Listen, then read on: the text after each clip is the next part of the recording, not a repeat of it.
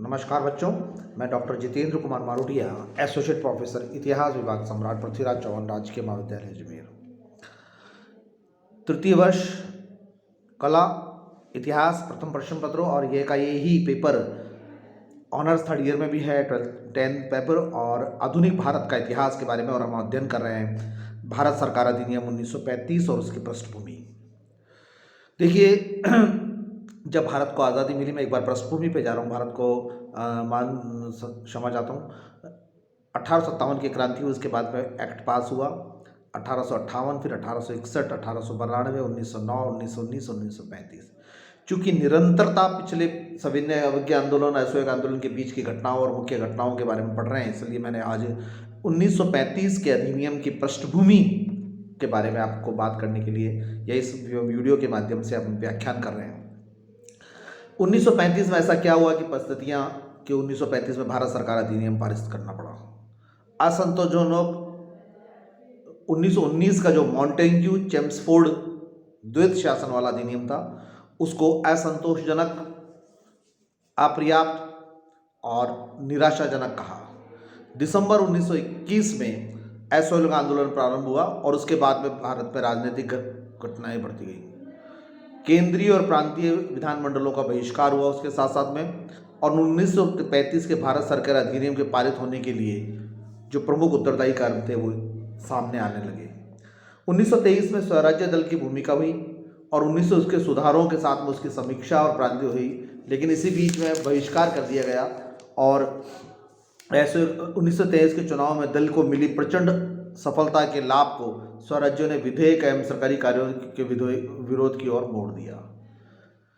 इस दल का गठन तो उद्देश्य उसके विरोध से जुड़ा हुआ था। उद्देश्य यह था कि वे विधानमंडल में प्रवेश करके इन सुधारों और इनसे संबंधित किसी को भी लाभ पहुंचाया जाए, लेकिन विरोध करा। साइमन कमीशन की भूमिका 1927 में जो साइमन कमीशन हुआ, जिसमें एक भी भारतीय नहीं ले गया था, लंदन में लॉर्ड फिल्कुन की जो लॉर्ड विस्कॉन्ट था, उनकी जो कमीशन के नेतृत्व में ये श्रेय उदारवादी सरकार को वह देना नहीं चाहते थे, इसलिए वह जल्दी इसकी स्वीकार करना चाहते थे। कमीशन की जो रिपोर्ट थी वह अप्रत्यक्ष रूप से मॉन्टफोर्ट सुधारों की कुछ कमियां और उनके सुधारों को आवश्यकता को रेखांकित भी कर रही थी। 1928 में पहला नेहरू रिपोर्ट बना, मोतीलाल नेहरू रिपोर्ट में, और इसने संपूर्ण भारत के लिए एक एकीकृत संविधान की प्रस्तावना की, जिसे केंद्र तथा सभी प्रांतों को पूर्ण सहायता मिल सके। ये भी एक प्रश्न थी और भारत को लगने लगा कि हम अपने लिए कर सकते हैं कुछ ना कुछ। तो इसलिए ब्रिटेन की सरकार ने भी सोचा कि वह इससे पहले कि भारत वाले अपनी इस आवाज़ पर कायम रहे। लॉर्ड इरविन की डोमिनेटिंग स्टेट से संबंधित घोषणा, अक्टूबर 1930 में वायसराय जो थे उन्हें रेमजे नेतृत्व में सत्ताधारी श्रमिक दल से विचार विमर्श किया और उन्होंने ये कहा कि हम डोमिनेट स्टेट प्राप्त करना है, भारत में सुधारों का सर्वोत्कर्ष करना है। इसके अतिरिक्त उसने साइमन कमीशन की जो रिपोर्ट थी उसमें गोलमेज सम्मेलन में समीक्षा की की बात भी कही थी। 3 गोलमेज सम्मेलन हुए, इन सम्मेलनों को इनकी भी भूमिका ये थी, किंतु इन सम्मेलनों में कोई विशेष उपलब्धि नहीं हो सकी और बल्कि भारत में संवैधानिक रूप से असंतुष्टता की मात्रा बढ़ी। सविनय अवज्ञा आंदोलन तथा तत्कालीन अन्य परिस्थितियाँ। 1932-33 राष्ट्रीय आंदोलन का यद्यपि सरकार का बहुत बड़ा था, महिलाओं ने भाग लिया, नमक के विरुद्ध कर दिया गया, मदिरा की दुकानों का निकट गया, संवैधानिक सुधारों की बात की गई और उसके बाद में गोलमेज सम्मेलन में भी गए, गांधी इरविन पैक्ट हुआ, वो भी सही हुआ।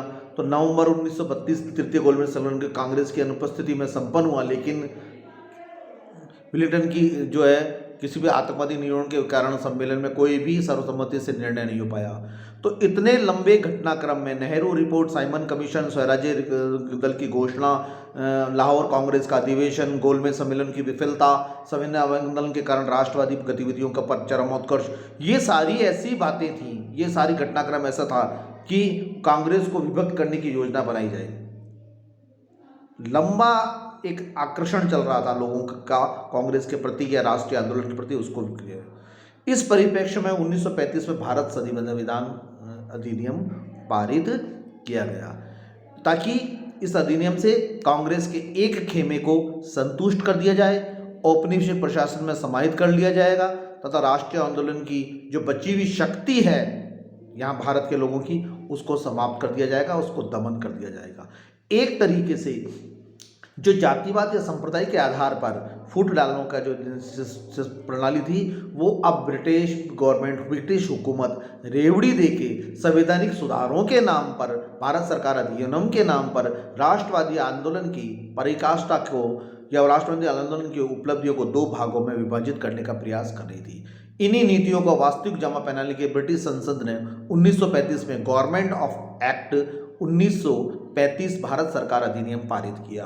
और हम देखते हैं कि इसकी जो भारत सरकार के अधिनियम की जो विशेषताएं हैं वो यथार्थ में लागू हुई या नहीं हुई, लेकिन जब हम संविधान निर्माण की बात करते हैं या भारत के सरकार के संविधान निर्माण की बात करते हैं तो हम मूलतः इसमें से कई चीज़ें वहाँ भी पाएंगे जब भारत का संविधान बना दो। तो अब हमको देखना है कि जब इतनी सारी चीज़ें हमने अपना लिए तो भी हमको आज़ादी में या हमको स्वतंत्र प्राप्त करने में 12 साल लग गए। इसका अर्थ सीधा सीधा ये जाता है कि ब्रिटिश गवर्नमेंट ने जो अधिनियम पारित किया गया वो लिखित में कुछ और था और यथार्थ में उसकी पालना करना कुछ और उद्देश्य रहा था, जिसके कारण हुआ। और हम देखते हैं 1939-40 में विश्व युद्ध शुरू हो जाता है और स्पष्ट रूप से पाकिस्तान शब्द सामने आ जाता है और पाकिस्तान एक पृथक राष्ट्र की मांग शुरू हो जाती है, एक नया मोड़ शुरू हो जाता है।